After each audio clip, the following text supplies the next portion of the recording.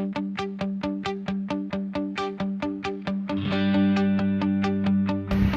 semuanya, perkenalkan nama saya Larissa Octavia Syafri. Saya merupakan peserta pelatihan dasar CPNS Kementerian Kesehatan tahun 2026, gelombang 1, angkatan 3. Saat ini, saya telah menyelesaikan pembelajaran agenda 1 yang bertema Sikap dan Perilaku Bela Negara. Pada agenda 1 ini dibagi menjadi 3 modul pembelajaran. Yang pertama yaitu wawasan kebangsaan dan nilai-nilai bela negara. Yang kedua yaitu tentang analisis isu kontemporer, dan yang terakhir adalah kesiapsiagaan bela negara. Setelah saya mengikuti pembelajaran agenda 1 ini, banyak sekali wawasan dan juga pemahaman baru yang telah saya dapatkan dari fasilitator yang memberikan informasi tentang bela negara. Ternyata bela negara itu bukan hanya tugas dari aparatur keamanan atau tentara, melainkan itu adalah tugas bagi setiap warga negara Indonesia. Nah, di era modern ini, tindakan bela negara itu hadir dalam bentuk yang sederhana. Contohnya, saat kita melakukan pekerjaan secara profesional dan melakukan pekerjaan kita sebaik-baiknya dengan penuh rasa tanggung jawab, itu sudah termasuk dari dalam bentuk bela negara itu sendiri. Adapun nilai-nilai dasar bela negara yang terdiri dari 5 poin utama. Yang pertama, cinta tanah air. Yang kedua, kesadaran berbangsa dan bernegara. Yang ketiga, setia pada Pancasila. Yang keempat, rela berkorban. Dan yang terakhir yaitu tentang kemampuan awal bela negara. Selain itu, pembelajaran agenda 1 ini juga membahas terkait isu-isu kontemporer yang ada di Indonesia. Masih banyak sekali isu-isu yang ada di Indonesia.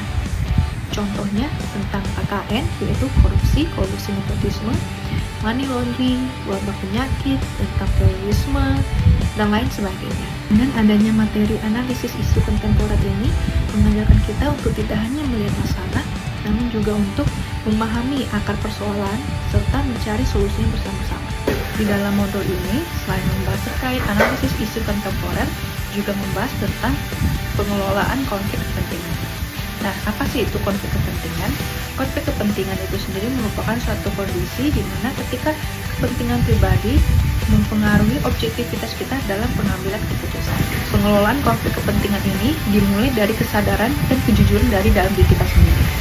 Jika pengelolaan konflik kepentingan ini dikelola dengan baik, maka akan menciptakan lingkungan yang adil, terpercaya, dan juga berintegritas.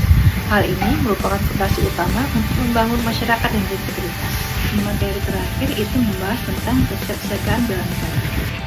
Kesiapsiagaan bela negara merupakan suatu keadaan siap siaga yang dimiliki seseorang baik secara fisik, mental, maupun sosial. Tiga hal ini mampu dalam menghadapi situasi kerja yang beragam yang dilakukan berdasarkan kebulatan sikap dan juga tekad, serta ikhlas dan sadar yang dilandasi kecintaan terhadap NKRI. Dari pembelajaran kesiapsiagaan bela negara ini, hal yang dapat saya ambil yaitu kesiapsiagaan bela negara bukan hanya sebuah konsep, melainkan sebuah komitmen kita bersama untuk menjaga Indonesia agar menjadi lebih aman, kuat, dan juga berdaulat.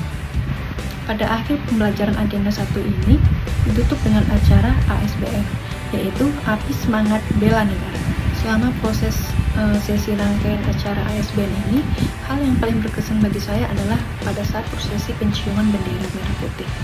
Bagi saya, saat prosesi penciuman bendera merah putih itu bukan hanya sebagai ritual ataupun simbol, melainkan itu merupakan ungkapan rasa cinta, rasa hormat, dan penghargaan kita terhadap para pahlawan Indonesia yang telah memperjuangkan kemerdekaan Indonesia ini.